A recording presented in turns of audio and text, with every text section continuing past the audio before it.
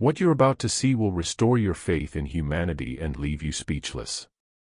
A 58-year-old war veteran named Robert Bobby Martinez was collecting cans on a freezing Chicago morning when he witnessed something that would haunt most people forever: a school bus careening out of control, smoke pouring from its engine, with 32 terrified children trapped inside.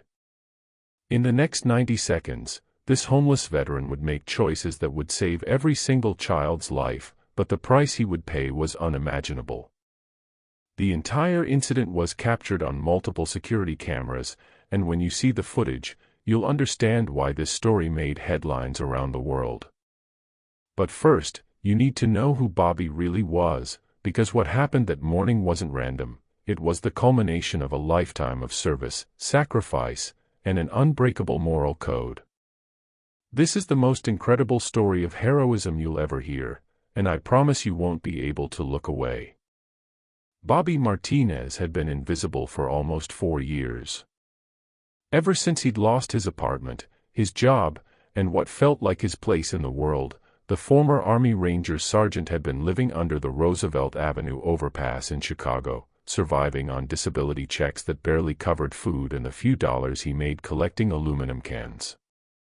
At 58, his weathered hands bore the scars of 2 tours in Afghanistan, and his gray-streaked beard couldn't hide the determined jawline that had once commanded respect from younger soldiers in the Hindu Kush Mountains.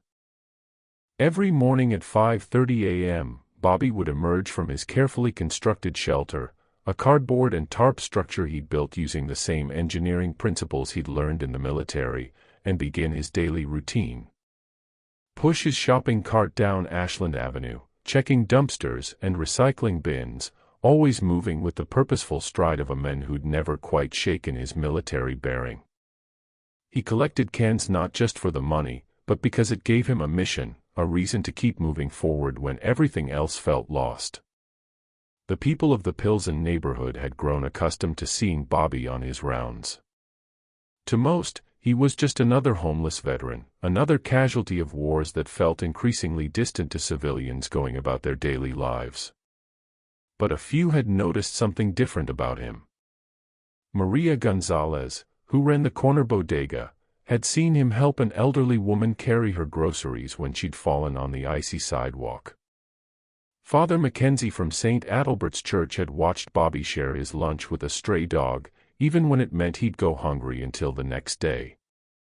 What none of them knew was that every morning, as Bobby made his rounds, he was conducting reconnaissance.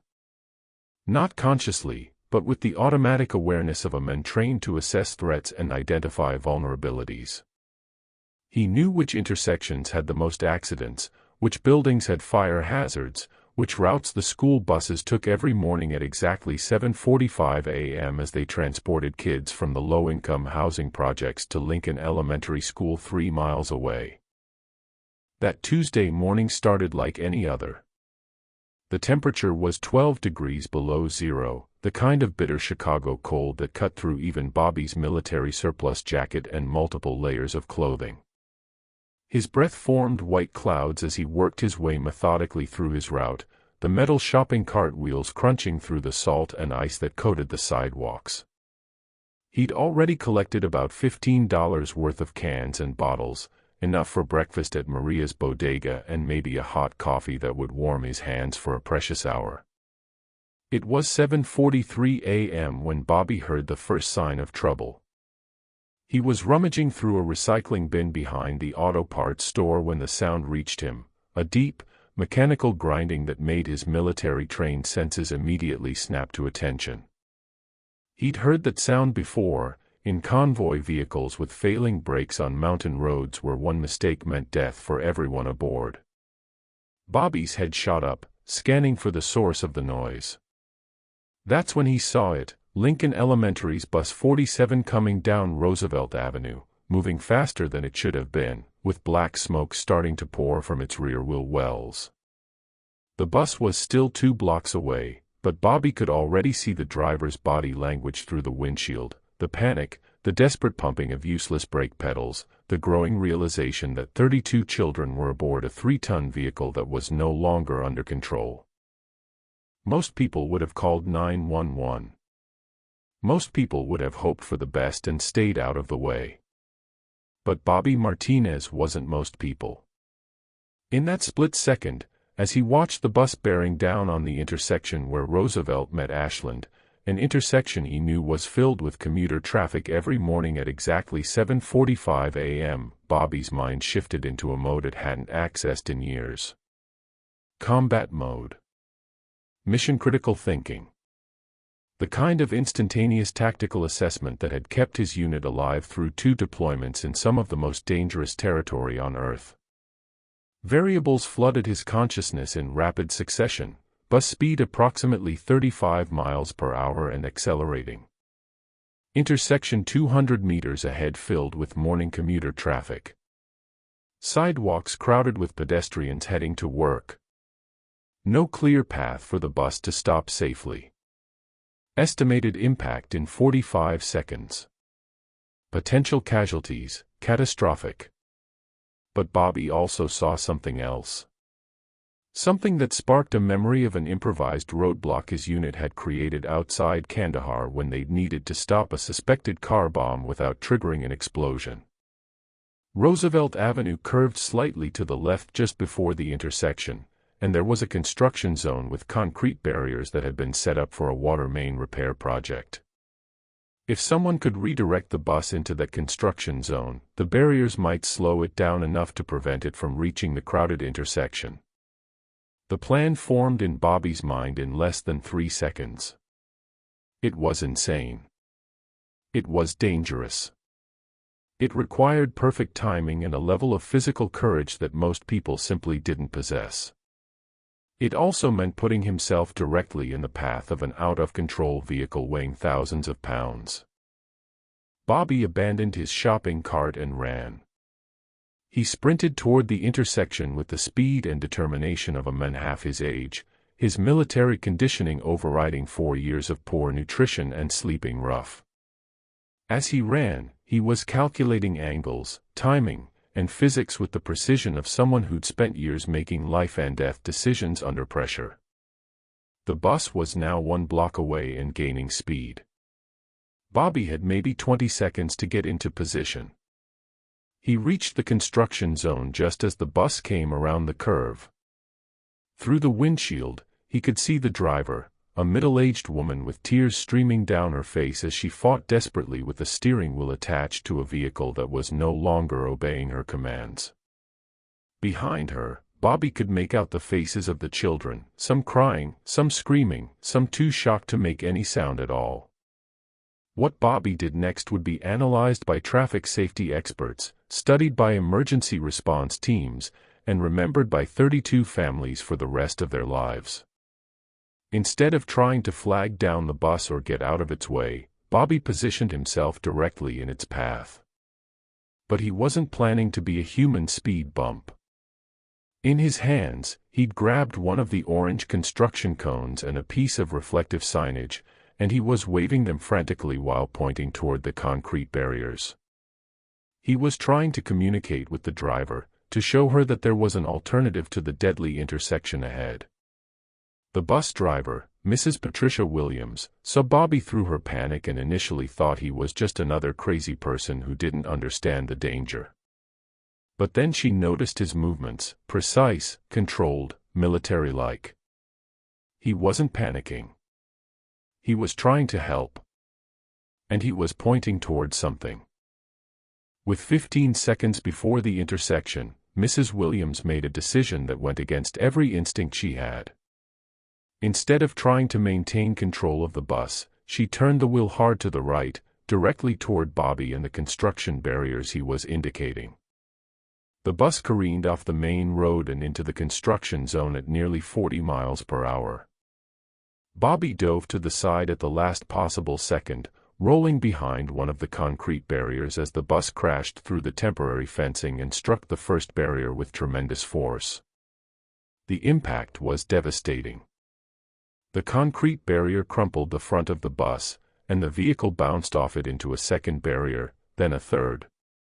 Each impact slowed the bus down while the concrete absorbed the kinetic energy that would have otherwise been transferred to cars and pedestrians in the intersection. The bus finally came to rest against the fourth barrier, its engine smoking and its frame twisted, but intact. For a moment, everything was silent except for the hissing of the destroyed radiator and the distant sound of sirens that someone had called for. Then Bobby heard what he'd been praying for, the voices of children. Crying, scared, but alive. Bobby pulled himself out from behind the barrier where he'd taken shelter, blood running from cuts on his face and hands where he'd been hit by flying debris. His left shoulder felt like it might be dislocated, and there was a sharp pain in his ribs that suggested something might be broken. But none of that mattered. The mission wasn't complete. He limped toward the bus, where Mrs. Williams was trying to evacuate the children through the emergency exit. The front door was jammed, and some of the kids were too scared to move. Bobby could see that a few children in the back of the bus appeared to be injured, nothing life-threatening, but they needed help. Mrs. Williams looked at him with a mixture of gratitude and amazement.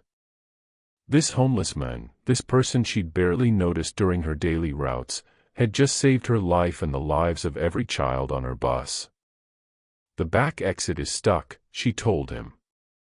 "And I think Tommy Martinez might have a broken arm." Bobby assessed the situation quickly. The bus was stable but damaged, and there was still smoke coming from the engine. They needed to evacuate everyone immediately in case of fire. He moved to the rear of the bus and examined the emergency exit.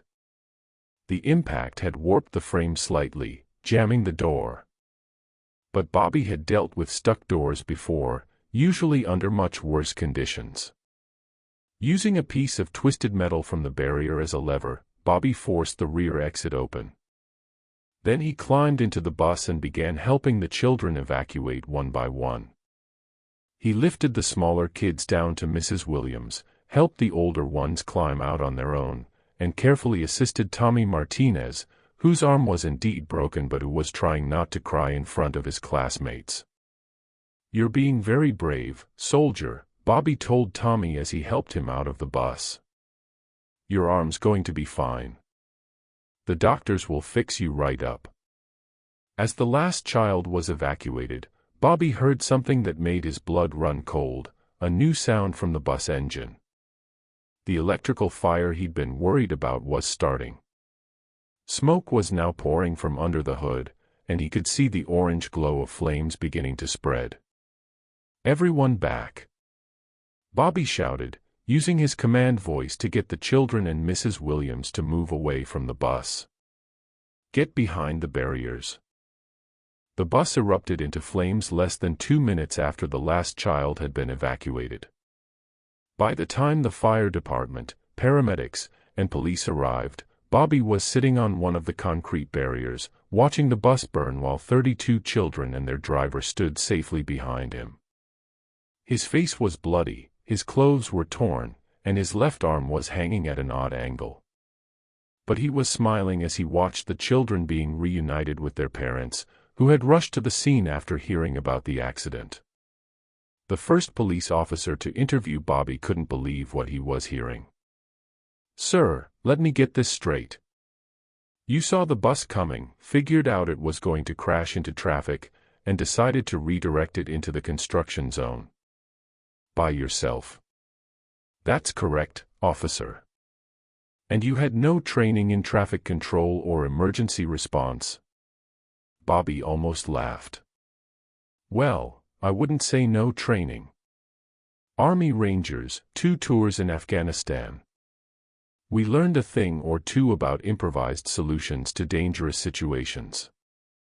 The officer looked at Bobby more carefully, taking in the military bearing that was evident even as he sat injured on a pile of concrete. "What's your name, sir?" "Robert Martinez." "Sergeant Robert Martinez, retired." What happened next transformed Bobby's life in ways he never could have imagined. The story of the homeless veteran who saved 32 children spread through Chicago like wildfire. Local news stations picked it up first, then national networks. Within 48 hours, Bobby's story was being shared millions of times on social media, and the donations started pouring in. But it wasn't just money. It was job offers, housing offers, and something Bobby had been missing for 4 years, recognition that his service, his skills, and his sacrifice still mattered. Maria Gonzalez from the corner bodega started a GoFundMe that raised over $200,000 in its first week. The Chicago Fire Department offered Bobby a position as a community safety coordinator. 3 different veterans organizations reached out with housing assistance and job training programs. Most importantly, the families of the children Bobby had saved adopted him as an honorary grandfather. Tommy Martinez, the boy with the broken arm, insisted that Bobby come to his 8th birthday party. Mrs. Williams invited him to every school event for the rest of the year.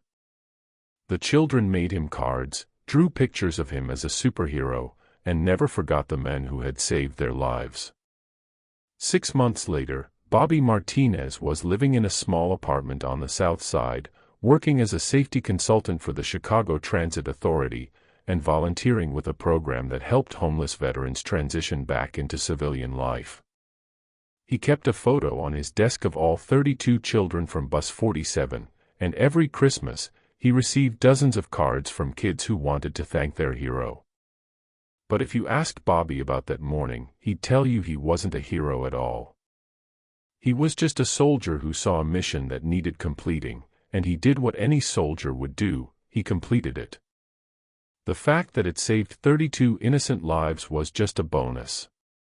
"People keep calling me a hero," Bobby said in an interview 6 months later. "But I just did what needed to be done. Those kids deserved to go home to their families that day. That's all that mattered."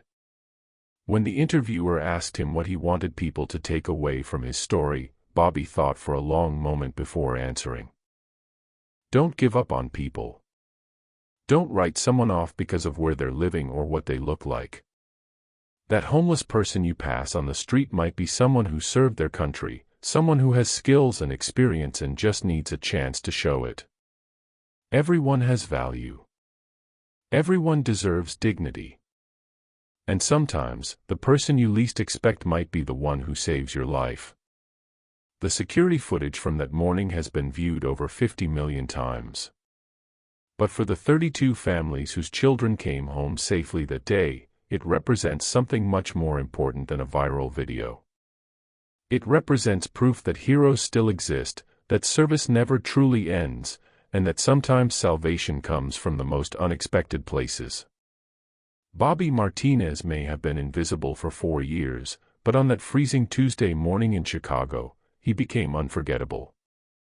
And 32 children grew up knowing that when everything seemed hopeless, when disaster was bearing down on them with unstoppable force, a forgotten soldier stepped into harm's way and proved that one person really can make all the difference in the world. That's the power of a true hero. Not someone seeking glory or recognition, but someone who sees a mission that needs completing and completes it, regardless of the personal cost. And sometimes, just sometimes, that kind of courage changes everything. Don't forget to like the videos and subscribe to the channel for more short stories.